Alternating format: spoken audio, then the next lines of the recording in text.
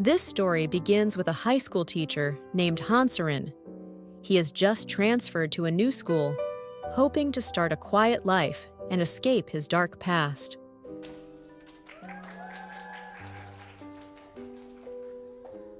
Long story short, at school, Seorin tries to be a good teacher to his students. He notices one girl named Yurim. She looks gloomy and is often targeted by a group of male students, led by someone named Baek Han-wook. After school, while talking to his fiancée on the phone, Seorin drinks a bottle placed on his desk. He assumes it was a gift from one of his students. But after drinking it, Seorin suddenly loses consciousness.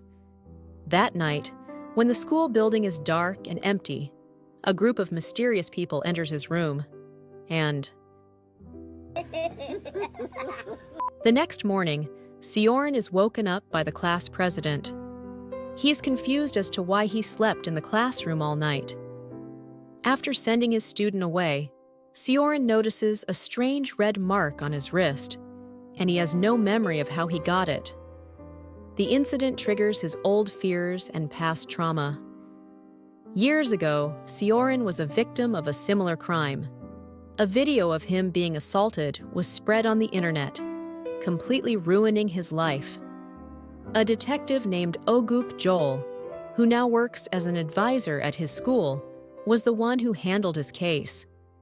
Even though the perpetrators were eventually arrested, the case had already become public and viral in the media. Seorin became a target of mass bullying, forcing him and his mother to move to another city and change their identities just to start over. Now, with the new mark on his wrist, Seorin realizes that what happened last night wasn't just an accident. As Seorin tries to calm down in the restroom, his phone suddenly rings.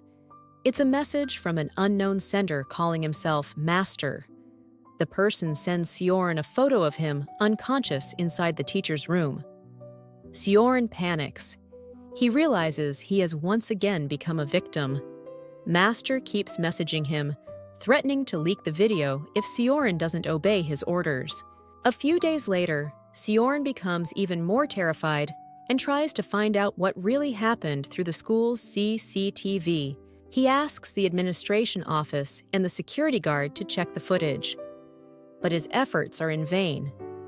The recordings from the day of the incident have already been deleted, making him even more suspicious that there's a conspiracy happening inside the school. That night, while having dinner with his fiancée and future in-laws, the terror continues. Master keeps sending him messages. The atmosphere turns tense when his future father-in-law receives a spam message about a scandal video involving a teacher.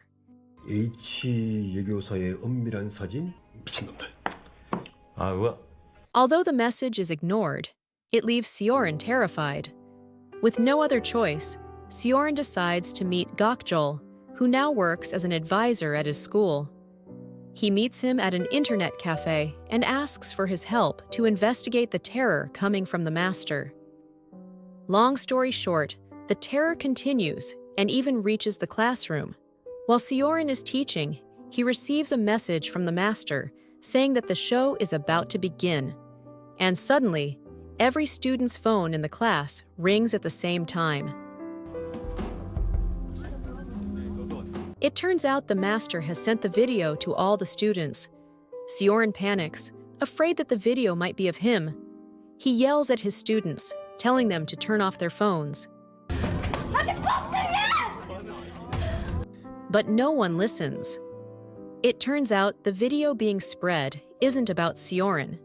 It's about Yurim, the student who's always been bullied. The classroom falls silent. Every pair of eyes turns to Yurim, and every phone shows her being assaulted by multiple people. Humiliated, she immediately asks the class president to collect everyone's phones, and then runs out of the classroom. Seorin rushes after her and finally finds her in a garden. At first, Yurim tries to avoid him, but Seorin pulls her into a hug and tries to calm her down. During their conversation, Yurim finally reveals what really happened. A few days ago, she was contacted by the master, who offered her a gift and told her to come to a warehouse. There, she drank a beverage that had been prepared and then lost consciousness. She was then assaulted by several masked people. Yorim was terrified to report it to the police, afraid that the video would spread even further.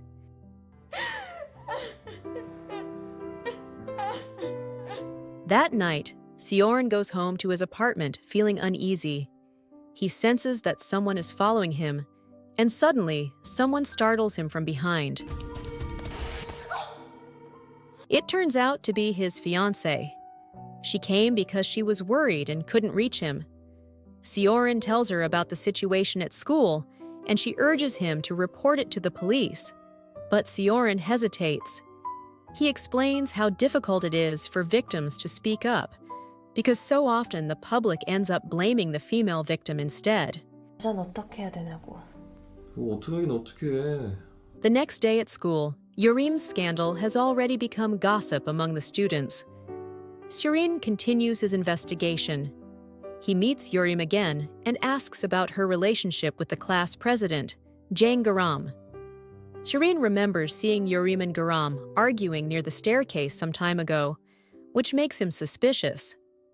Is the class president involved in the case, or does he know something he's hiding? Yorim finally tells the truth. She reveals that a year ago, she and Garam used to date.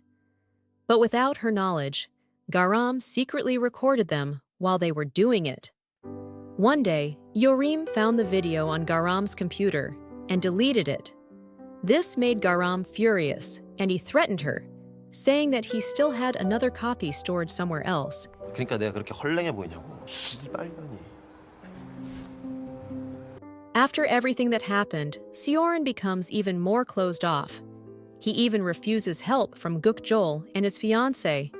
He chooses to uncover the truth on his own. With the information from Yorim, Seorin learns that Garam is going to meet someone who might be the master.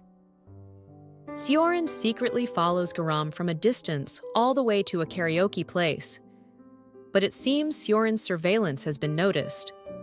As he peeks inside, Garam and his friends spot him and immediately start chasing after him.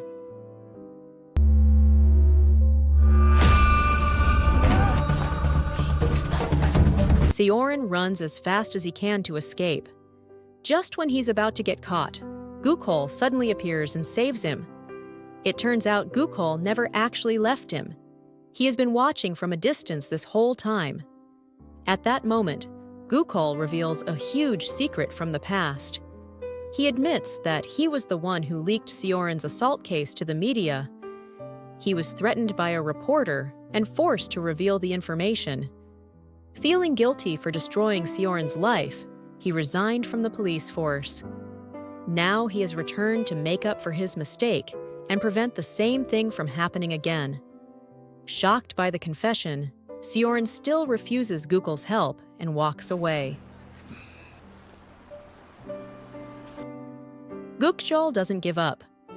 He tracks down one of the students who chased Seorin earlier and beats him up to force information out of him. From that student, Guk-jol learns something important. The student confesses that they were ordered by the master to capture a woman who was following them, which means their real target was clearly Seorin. He also reveals that the class president's father is a police officer, which explains why they aren't afraid of the law at all. Guk-jol then meets with one of his police contacts to investigate the criminal network. The master is someone who pays students to commit the crimes, then uploads the videos through anonymous accounts using foreign IP addresses, making him extremely difficult to trace. 어제는 이제 미성년자 초범이라고. 걔들은 이제 피렘이고. 마스터. 마스터 어떻게 하셨어요? Guk-hol meets Seorin again. He explains how dangerous the situation has become and warns him that by tailing Garam, Seorin has made himself the main target. Their conversation is cut short when Seorin suddenly suffers a severe panic attack. At that very moment, Seorin's worst nightmare comes true. Gukol receives a notification about a website where a new assault video has just been uploaded. The video shows Seorin unconscious inside the teacher's room. Within seconds, the video spreads among students, teachers, and even reaches the family of his fiancée. The life he worked so hard to rebuild shatters once again. His career as a teacher is over, and even worse, his engagement is called off. While Gukol begins his hunt to capture the master, Seorin is left alone in his apartment, feeling like his entire life is gone. Unable to endure the pain anymore, he prepares to end his life. Just as Seorin is about to do it, a message pops up on his phone. It contains a video of Yorim being held captive and begging for help. The master orders him to come to a location if he wants to save her. Gathering what courage he has left, Seorin goes to the place. There, he is forced to drink something and loses consciousness. He is then captured by a group of masked men, but when he wakes up, he sees Yorim completely unharmed, and instead furious that Seorin interfered. It is revealed that Yorim wasn't a victim at all, but one of the masterminds working with the master. She was the one who convinced the class president to spread their old sex video and even threatened to leak it herself. In the middle of the chaos, Detective Gukol arrives to help, but because he is alone, he is overpowered by the gang. Soon, however, more officers show up, causing the perpetrators to panic and flee. During the struggle, Seorin manages to grab Yorim. At the police station, they inspect her phone and obtain the master's real phone number. After tracing it, the number turns out to be registered under a man named Bapako. The police immediately pursue him and successfully arrest him.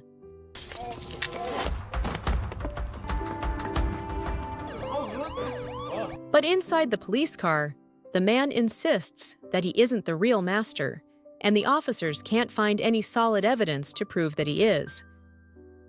Meanwhile, Seorin's teacher and former detective Guk search the man's house. There, they find a 13-year-old boy who looks terrified. When Gukjol tries calling the master's number, the boy's phone starts ringing.